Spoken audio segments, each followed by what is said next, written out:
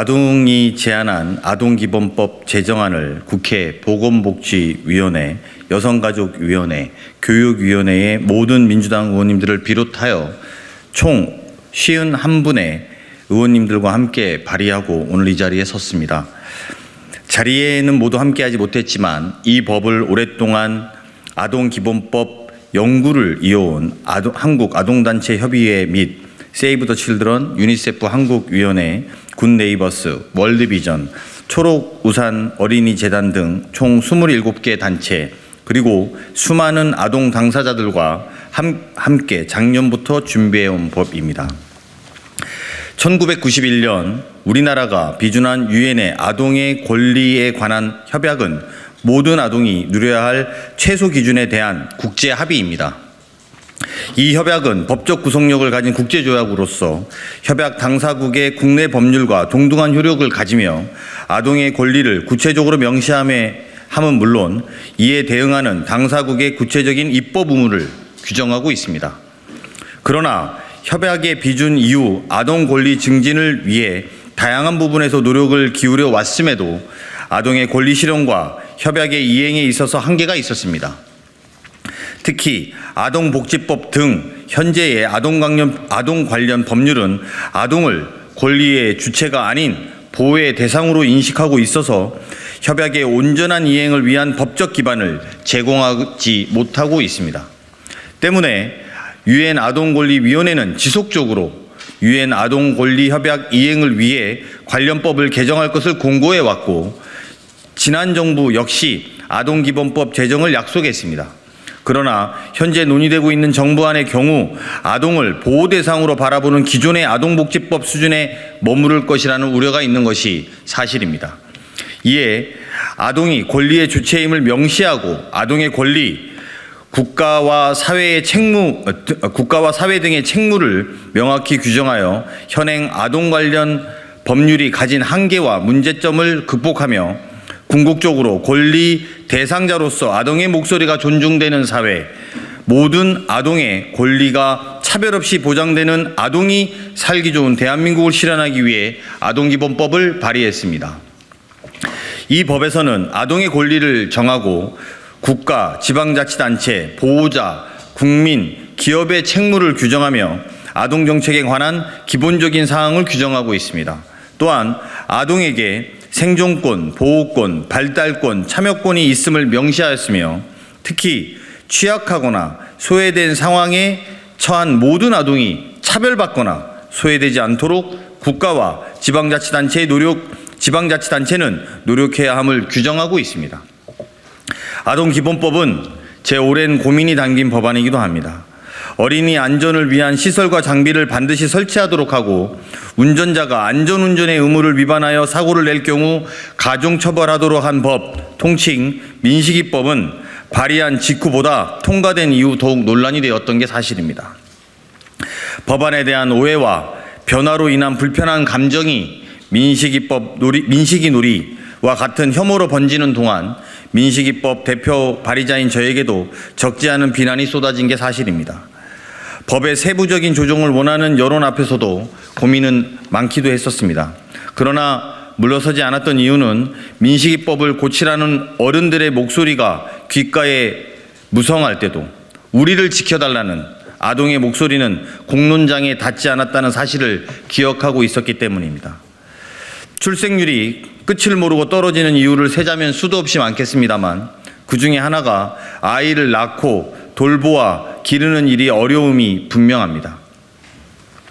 민식이놀이, 노키즈존과 같은 혐오가 존재하는 세상에서 아이를 낳고 국가와 사회의 무관심 속에서 부모가 독박 육아를 하는 시절이 끝나야 합니다. 아이를 골칫거리, 감시 대상 또 보호 대상으로만 보는 사회에서 아이를 하나의 인격체로 존중하는 사회로 나아가고자 합니다. 이틀 뒤에 어린이날입니다. 소파 방정환 선생님께서는 어린이는 어른보다 한 시대 더 새로운 사람이기 때문에 그 뜻을 존중해야 한다고 하신 바 있습니다.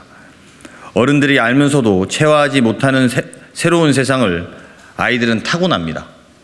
그런 아이들을 존중하는 법이라고 생각해 주시면 감사하겠습니다. 저는 굿네이버스 아동권리 모니터링단으로 활동하고 있는 서울청룡초등학교 6학년 조아율입니다. 어른들은 아이들이 우리나라의 미래이자 주인공이라고 하는데요. 가끔 어른들의 말과 행동이 일치하지 않는 경우들을 보곤 합니다. 예를 들면 노키즈존이 그렇습니다. 노키즈존은 모든 아이들을 잠재적으로 문제를 일으키는 존재로 생각하는 느낌을 받게 합니다. 또한 요즘 인터넷에서는 어린이들을 잼민이라 부른다고 합니다. 잼민이란 주변에 민폐를 끼치는 어린 학생들을 낮잡아 표현하는 신조어라고 합니다. 이런 모습들을 볼 때면 어린이로서 참 속상한 마음이 듭니다.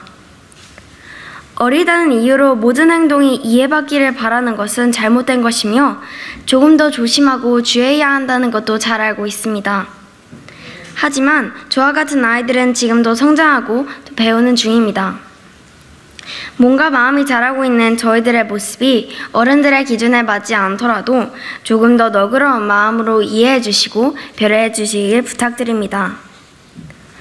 모든 아동들의 행복과 안전을 보장해주는 아동기본법안을 만들어주셔서 정말 감사합니다.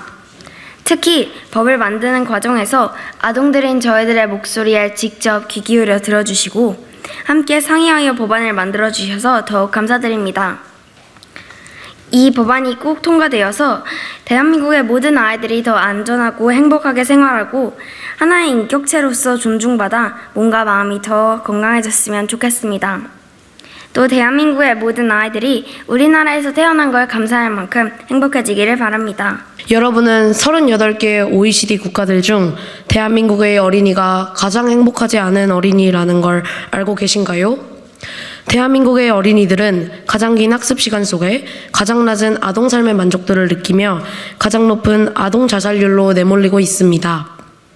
저 역시 늘 친구들과 즐겁게 놀 시간이 부족하고 안전하지 않은 등굣길을 매일 오갑니다.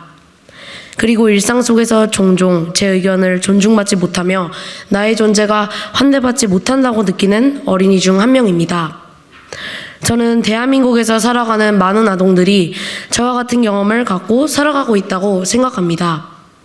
하지만 친구들과 함께하는 즐거운 시간, 안전한 등굣길, 존중받을 수 있는 미래를 여전히 꿈꾸고 있습니다. 그렇기 때문에 대한민국 아동이 겪고 있는 문제들을 해결하기 위한 아동기본법 제정이 필요하다고 생각합니다.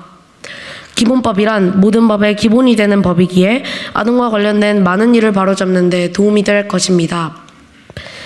아동의 의견을 최우선으로 반영한 법이기에 많은 아동이 자신의 의견이 존중받았고 환영받는 존재임을 느낄 수 있을 것입니다. 이에 아동기본법은 가장 행복한 어린이들이 사는 나라를 만들어 나가기 위해 가장 최우선으로 제정되어야 합니다. 저는 이번 아동기본법을 계기로 많은 아동들이 주변에 관심을 가지고 해결법을 함께 만들어갈 수 있다는 자신감을 얻었으면 좋겠습니다.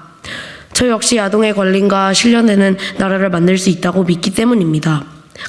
그래서 앞으로도 국회의원들이 아동에게 꼭 필요한 법률을 꾸준히 제정해 주시길 바라고 전 세계에서 가장 아동이 행복하게 살 수 있는 나라가 되기를 꿈꿔옵니다. 지난 3월 아동이 제안하는 아동기본법 100인의 원탁회의에 사회자로 참여하면서 참여한 아동들의 활동과 전달까지 모두 지켜봤었는데요.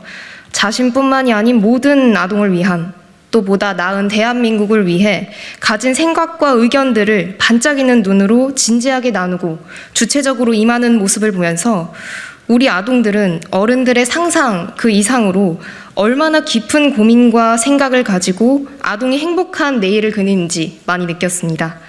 아동으로 대한민국 아동총회에 참여하면서 아동인 우리의 권리에 대해 늘 고민했었는데 성인이 된 지금 나와 우리 어른들은 아동인 그들을 위해 그리고 또 그 아동들이 앞으로 살아갈 대한민국을 위해 무엇을 해야 하는지 더 깊이 생각하고 고민해보는 시간이 되었습니다.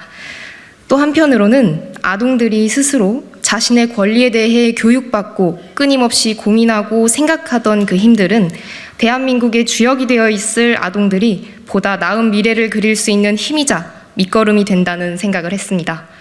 아동기본법의 제정을 간절히 소망하며 아동이 행복한 세상을 위해 애써주시는 모든 분들께 감사드립니다. 네, 아동기본법안은 한국아동단체협의회와 회원단체인 굿네이버스, 세이브 더 칠드런, 유니세프 한국위원회, 월드비전, 초록우산 어린이재단이 2021년 12월부터 2023년 4월까지 약 15개월 동안 학계연구 용역과 TF 및 실무위원회 운영, 100인의 아동 원탁회의 등을 통해 준비한 법안입니다.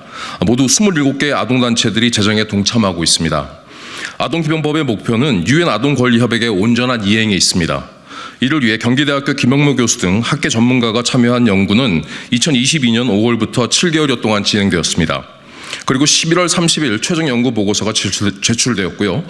6개 아동단체가 참여한 실무위원회는 학계 전문가 연구가 시작되기 전부터 마무리된 이후까지 1년 넘는 기간에 15회 이상의 회의를 진행하였습니다. 무엇보다 이 법안의 가장 큰 의미 중 하나는 아동단체뿐 아니라 아동이 제안하는 법안이라는 점입니다.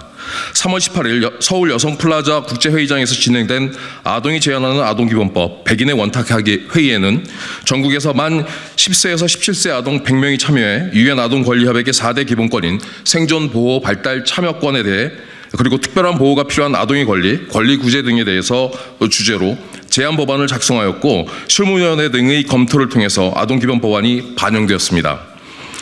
예를 들어서 발달권을 다룬 제12조 3항 아동은 차별 없는 교육 여건을 누릴 권리를 가진다와 4항 아동은 성장과 발달의 유해한 환경으로부터 보호받을 권리와 쾌적한 환경에서 건강하게 성장 발달할 권리를 가진다 등이 대표적입니다. 이처럼 제정 과정에서부터 아동의 견해를 존중하고 반영하기 위한 노력은 아동기본법이 추구하는 바라고 생각합니다. 이제 이틀 뒤면 101번째 어린이날입니다. 소파 방종환 선생님께서 100년 전 이 땅의 어린이들을 위해 해주었던 그 약속처럼 그 희망의 약속이 아동기본법 제정을 통해 꼭 실현되기를 바랍니다.